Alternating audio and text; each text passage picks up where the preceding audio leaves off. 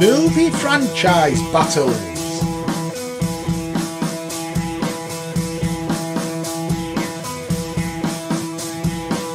Movie franchise battle.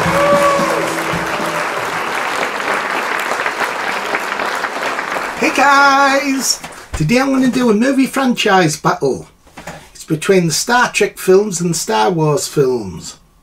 So I'll be doing the first 9 Star Wars films. That would be the Skywalker saga, not counting the spin-off movies, against the first 9 Star Trek films. So that won't include Star Trek Nemesis, the 10th film, or the 3 spin-off movies. So I'm really going to enjoy this because I love both franchises. So the rules are one film versus the other film in order, and whichever film I think's the best gets a point. So when one franchise gets 5 points, it defeats the other franchise. So it's all my personal opinion. It will vary with other fans, but let's get cracking. So the first Star Wars films, the Phantom Menace, and that versus Star Trek the Motion Picture. So what do I think of Star Trek the Phantom Menace? Well, I'll tell you what I think of it. I think it was bloody rubbish. I did a full review of it on the channel, and I absolutely hate it. Dreadful film. I couldn't get into it. It was too CGI heavy as well, but it was poor CGI, and the dialogue in the film was really awful. It's an awful film, so I couldn't stand it. Whereas Star Trek the Motion Picture, I consider that an underrated film. A lot of fans say it's boring and too long, but I thought it had an epic feel to it. It's one of my favourites in the series. I thought the director Robert Wise did a brilliant job. There seems to be like an epic threat to Earth, this cloud approaching Earth, and I thought that the regulars were on top form as well, especially William Shatner. Gives an excellent performance. I like the costumes as well. I thought they looked really good, a bit like the original series. So overall I thought Star Trek the Motion Picture easily better than the Phantom Menace. So that's Star Wars film 0, the Star Trek films 1. So next up, it's Attack of the Clones versus the Wrath of Khan. Attack of the Clones is dreadful. Another poor film. That's 2 Star Wars films in a row that are dreadful. And I think possibly this is even worse than the Phantom Menace. It's basically the same problems again. It's too CGI heavy, and the CGI looks poor as well, and some silly humour as well. That's poor. Whereas the Star Trek movie, The Wrath of Khan, that's my favourite in the Star Trek series. It's excellent. They bring back the character of Khan from the original show, Space Side episode. He's excellent in this. He really wants revenge on Kirk because of the death of his wife. Brilliant. And the effects are excellent as well for a film made in 1982. Really good. And then there's that brilliant sailor William Shatner shouts, Khan! Brilliant. Khan's obsession against Kirk's excellent. It's Moby Dick gets mentioned in the film, and it kind of represents Khan against Kirk. So in the book Moby Dick, he's obsessed with the whale, capturing the whale. Khan's obsessed with capturing Kirk. So out of these 2 movies, easily The Wrath of Khan's the better film. So that's Star Wars 0, Star Trek 2. Next up, it's Revenge of the Sith against The Search for Spock. This is actually a close one. It could go either way because I thought they were both really good films. Revenge of the Sith, it's miles better than the first 2 films. There's a massive improvement with this one. You actually see Darth Vader at the end, so that was cool. But it is better. it almost makes up for the first two films being poor. So it's like groundwork for this film. You watch the first two films to appreciate the third one. But it is really a really good one. I'm glad that the prequels ended on a good film. The Search for Spock, it's actually directed by Leonard Nimoy. And he's not in the film because they're searching for Spock. And he pops up at the end. But it gives Leonard a chance to direct because he doesn't have to worry about starring in it. It's a decent enough film. There's Klingons in. I'm not too keen on Klingons. I find them a bit boring. But they're alright in this film. There's a good scene where William Shatner, his son gets killed by the Klingons and he's calling them, "You Klingon bastards, you've murdered my son, you Klingon bastards." So the use of bad language was a shock. You hear bad language a lot now in Star Trek Discovery, but then it was quite a shock. This was 1984 and I bet a lot of fans couldn't believe their ears when they heard William Shatner say bastard. So out of them two films it's really close, but I'm still going to give it to The Search for Spock. I still think it's better. So that's Star Wars 0, Star Trek 3.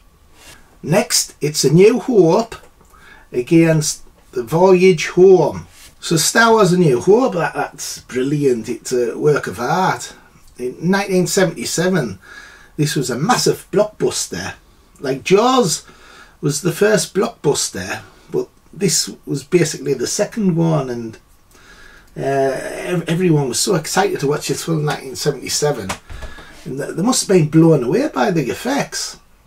It's hard to imagine. And this film brings back a lot of nostalgia because I used to watch the Star Wars films as a kid when they first came out.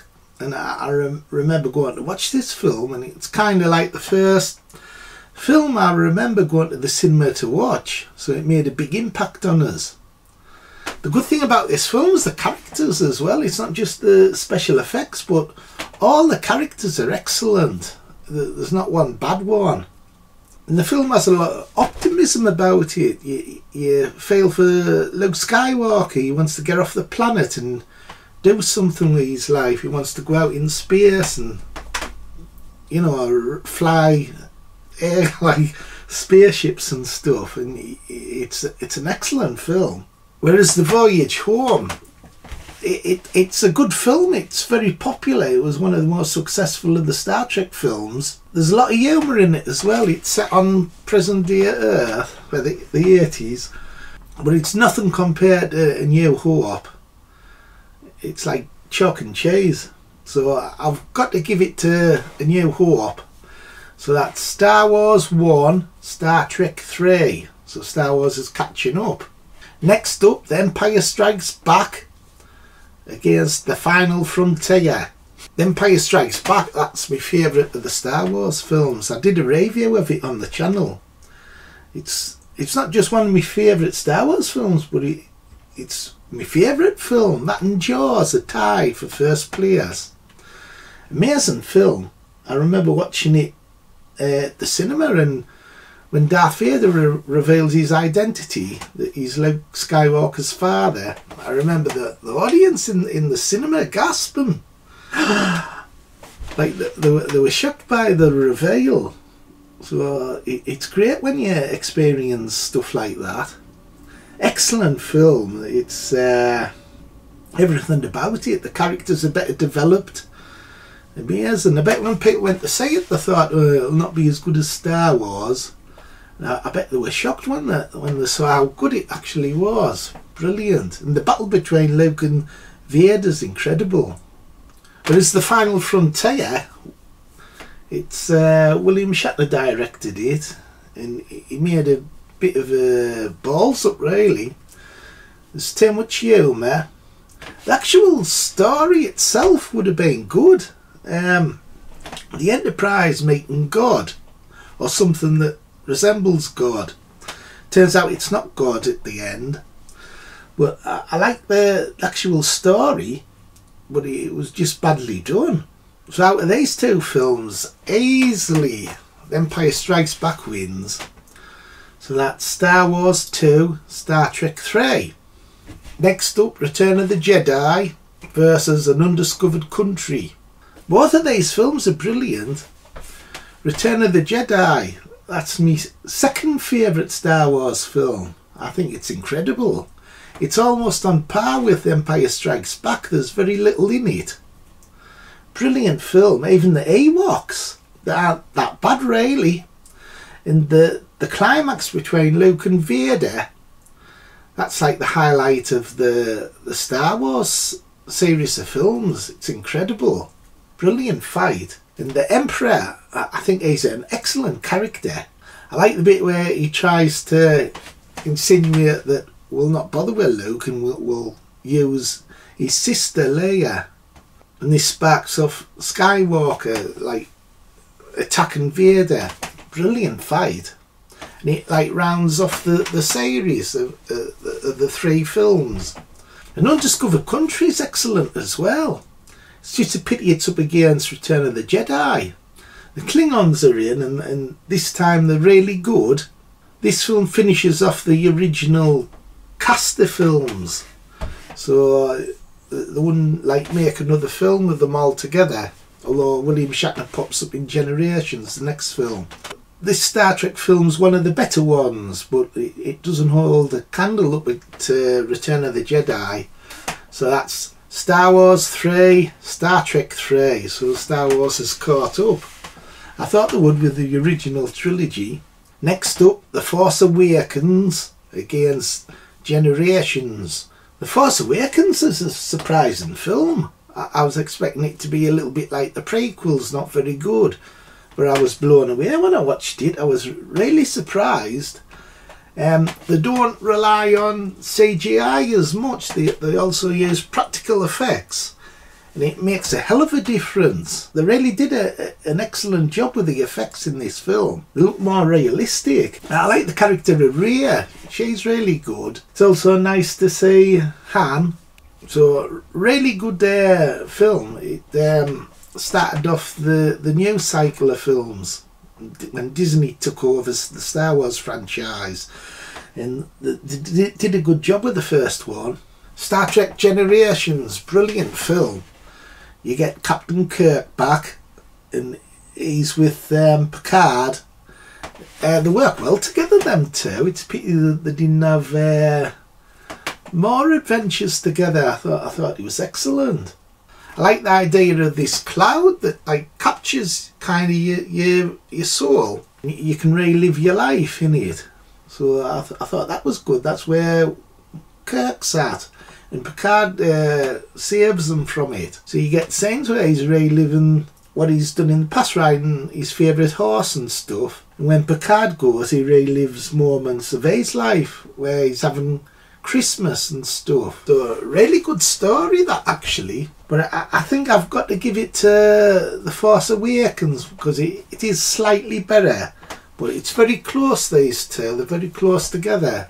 But I'll give it to the Star Wars film. So that's Star Wars is now in the lead. 4 to Star Wars, 3 to Star Trek.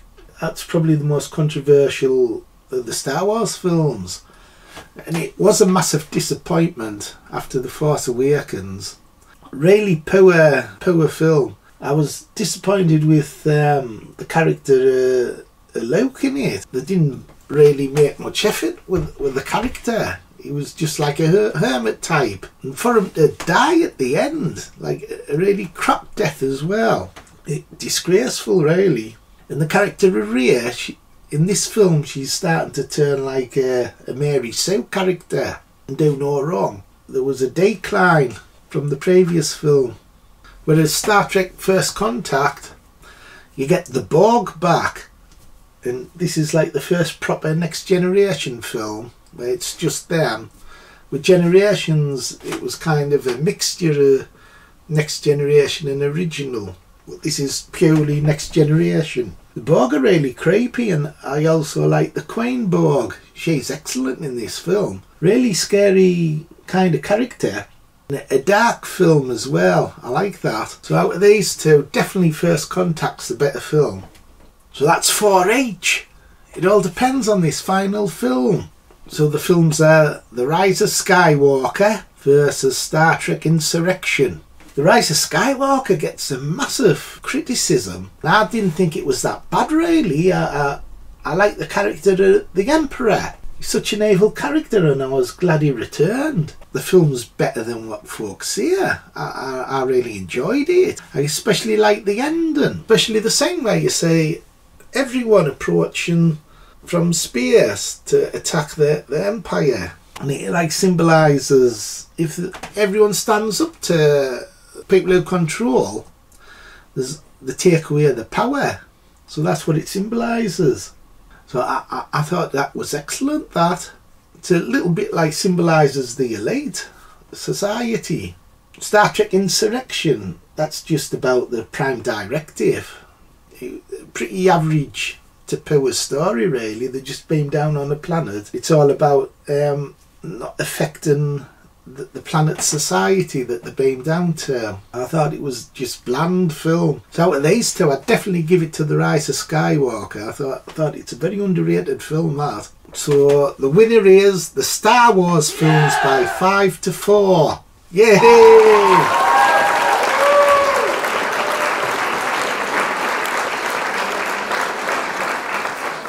So I hope you enjoyed this movie franchise battle and I'll see you soon. Bye. Bye.